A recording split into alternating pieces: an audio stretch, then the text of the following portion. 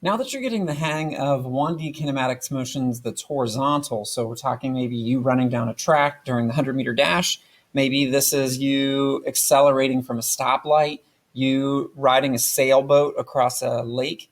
What we want to talk about now are 1D kinematics that is vertical, so the up and down direction, anything that you are dropping or anything you throw up in the air.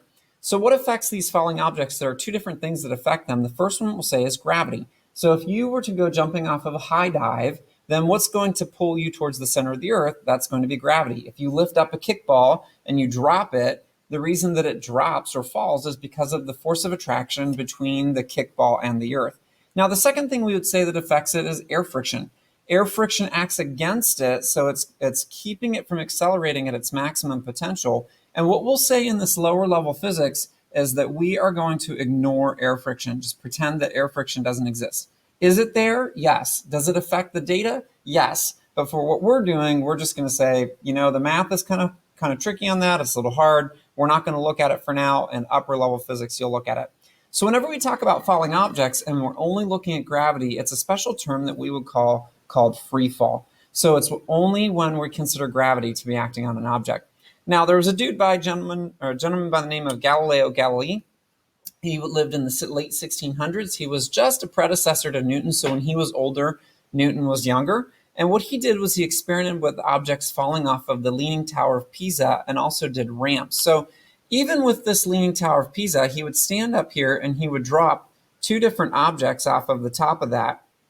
So he would take an object here, and he would drop them in order to calculate the acceleration of gravity. Now, even in that very high for the time building, they would drop in around a little bit under 2 seconds. And so you think in the 1600s, it's not super easy for him to measure 2 seconds. So Galileo took and he tried to come up with a different way of foiling gravity. So he took a ramp, and he rolled a ball down the ramp. And what he did was he hung these bells at even distances down the ramp so that whenever the ball would hit one of the bells, then it would ding the bell. And he noticed, as you would think, that as the ball goes down the ramp, the ball is going to get faster and faster and faster because of the acceleration of gravity. So what's going to happen to the ringing of the bells?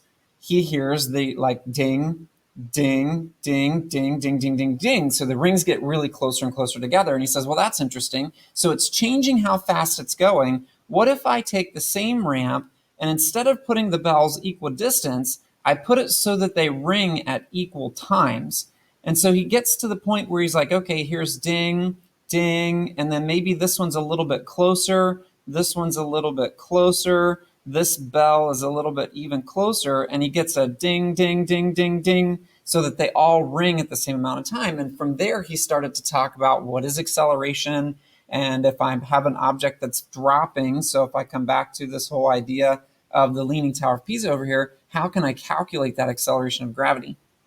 So he discovers that all objects fall at this rate, 9.8 meters per second squared. Now we're going to put a negative in front of that because remember when we talk about vectors, the vector has to have a direction and that negative tells us that it is going down. In the English system, that's 32 feet per second squared. So those of you in calculus, you may notice that you'll use some equations that are include 32 feet per second, or you'll notice that some of the equations include, when you're dealing with the acceleration equations, they'll have 16t squared because that's 1/2 of the acceleration. And he concluded that it didn't matter how heavy or light the objects were when they fell, that they all fell at the same rate because they all had that constant gravity acting on them. So sample problem. So there's our negative 9.8. Sample problem. Nick goes skydiving. How far will he fall in 2.5 seconds and how fast will he be going? Now, remember that we have to look for givens in our problem. That's the first thing we want to know. So what do we know in this problem? Well, the first thing I'd look at and say, I see a number. So that number tells me that Nick is going to take 2.5 seconds to fall. Then the one thing that you know in all of the vertical problems, is that the acceleration is the acceleration of gravity, which is going to be negative 9.8 meters per second squared. The acceleration is the acceleration of gravity, negative 9.8 meters per second squared. only in the up and down problems. Now, don't confuse this in the problems we've been doing, the horizontal problems, because your car doesn't accelerate at that, or probably won't. You're not running down the track accelerating at that. It's only objects that are being thrown up in the air or are being dropped that accelerate at that.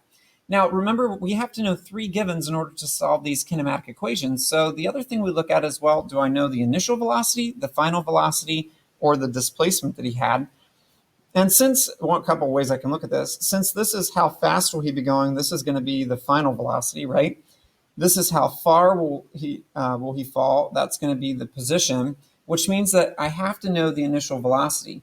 So if he jumps out of a moving airplane, what is his initial velocity in the up and down direction? Now, yes, he's moving forward, but what is it in the up and down direction? And we would say that the initial velocity is going to be 0 in the up and down direction, 0 meters per second.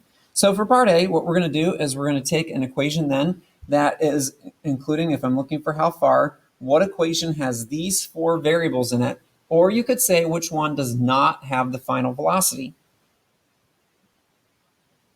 Yep, that equation is going to be the first one that you have on your folder, x equals vit plus 1/2 at squared. We can plug in our values then. We're looking for x. Our initial velocity is 0, so I'm going to cross that out. Now, notice that I don't write 0t plus 1/2 of, and on from there, because one of the biggest mistakes is that the students will take the 0t, and the next thing they'll write is t plus the rest of that term. What's wrong with that? Yep, you guessed it. 0 times anything is 0, so don't bring the t down. So we're going to get rid of that, and I just crossed that term out, and it's gone. Okay, so 0 times that becomes 0. Half of, and our acceleration we know is negative 9.8, and then our time is 2.5 seconds. So once we multiply that into our calculator, we end up getting a negative 30.6 meters. Should that be negative? And the answer to that is yes, because what displacement does the skydiver have? Does the skydiver land higher than they started from, or does the skydiver land lower than they started from? And in this case, and hopefully every case, the skydiver lands lower, and that's what that negative represents. Now, there's one more thing that I want to show you, just particularly in terms of symbols, and that is that oftentimes in the y direction, because we're going up and down, we'll notate this x to really be a y. So sometimes you might see this written as a y equals, a y equals, and a y equals, so that we can differentiate when we're talking up and down and when we're talking side to side. Don't be confused by that. Both of those mean displacement. This just helps us know we're talking up and down still. Now, when we talk about how fast will Nick be going, we really can use either of the other 2 equations because we know all of the variables for both of them. So we could do that one, or we could do this one. So really you end up just looking at like, well, which one mathematically looks easier to me? I would probably default to use the one that does not include the squares. And so I would say, I know my final velocity. I'm looking for my final velocity. My initial velocity is 0. My acceleration is negative 9.8, and the time is 2.5 seconds. And whenever we plug those values in, we should end up with a negative 24.5 meters per second. Again, should that be negative? Absolutely, because Nick is going down and getting faster in the down direction.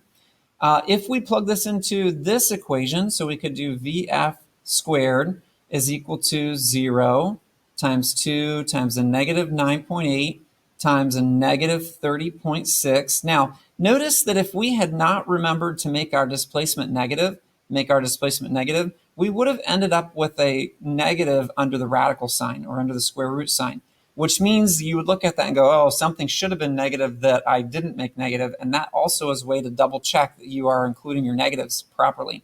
And again, once you square root that, you should end up with 24.5 meters per second. Remember that a square root symbol gives you plus or minus.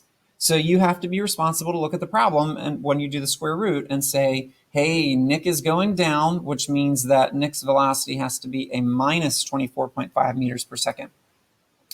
So whenever you look at that then, these problems are exactly the same problems as the horizontal problems, except now you always know the acceleration of a falling object. It's always negative 9.8 meters per second squared. So whenever you look at the problem, you might look at this and at first have sticker shock and be like, there's only one given in the problem. Well, not really, because you always know in the up and down problems that acceleration of gravity, that gives you another given.